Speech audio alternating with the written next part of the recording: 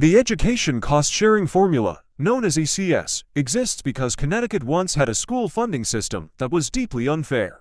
It was unfair to students in cities and property-poor towns. For decades, public education was funded primarily through local property taxes. Wealthy towns with strong tax bases could raise large amounts of money for their schools with relatively low tax rates, while cities and less affluent towns had to tax residents at much higher rates and still fell far short. A child's educational opportunity depended largely on the zip code they were born into. In 1977, the Connecticut Supreme Court addressed this inequity in the landmark case Horton v. Meskel. The court ruled that Connecticut's reliance on local property taxes to fund education was unconstitutional, because education is a fundamental right under the state constitution. The court made clear that the state has an obligation to reduce disparities caused by differences in town wealth and ensure substantially equal educational opportunities for all students. In response to that ruling, the legislature created what eventually became the education cost-sharing formula. ECS was designed to make the state an equal partner in paying for public education, especially in communities with high student need and limited local resources. ECS works by first counting how many students live in a school district.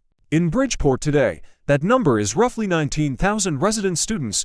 That is the starting point, but not the final number used in the formula. ECS recognizes that some students require more resources to educate, and it accounts for that reality by applying additional weight for student need. In Bridgeport, approximately 89% of students qualify for free or reduced-price lunch, and about 31% are multilingual learners. Those figures are among the highest in the state. Because of this, the formula increases Bridgeport's weighted student count to reflect the greater staffing, instructional supports, language services, and social supports required to meet student needs. Concentrated poverty adds further weight because educating large numbers of high-need students creates additional challenges. After accounting for student need, ECS examines a town's ability to pay using measures of property wealth and household income. This step is critical to the fairness of the system. Bridgeport's property wealth per resident and median household income are well below state averages, which means the city cannot reasonably raise the same level of local revenue for schools as wealthier communities. ECS reflects this reality through the base aid ratio, which determines how much of the calculated education cost the state is responsible for covering. For Bridgeport, the state share is roughly 2/3 of the ECS calculation, recognizing that local taxpayers cannot shoulder the full burden alone. All of these components are multiplied against one central figure in the formula known as the foundation amount. The foundation represents the state's estimate of what it actually costs to educate one student.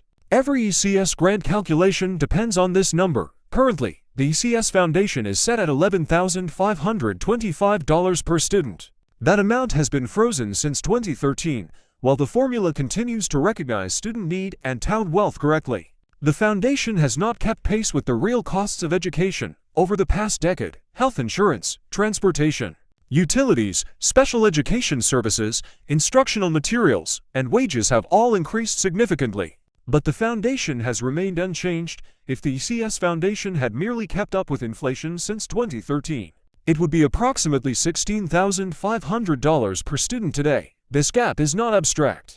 It represents real dollars that school districts are forced to make up through staff cuts, larger class sizes, program reductions, and deferred student supports. For Bridgeport, a foundation set at $16,500 would mean approximately $74 million in additional ECS funding today. That level of funding would eliminate the need for cuts and would allow the district to restore many educational and support positions that had been lost over the past decade. ECS was created to correct inequality, and the structure of the formula still points funding toward communities with the greatest need. However, a formula built on a foundation amount frozen in 2013 cannot deliver fairness in today's economic reality. To honor the original promise of ECS, legislators must raise the foundation to at least $16,500 per student and establish mandated annual increases tied to inflation. Doing so would stabilize school districts, reduce pressure on local property taxpayers, and ensure that students in Bridgeport and across Connecticut receive the educational opportunities the Constitution guarantees.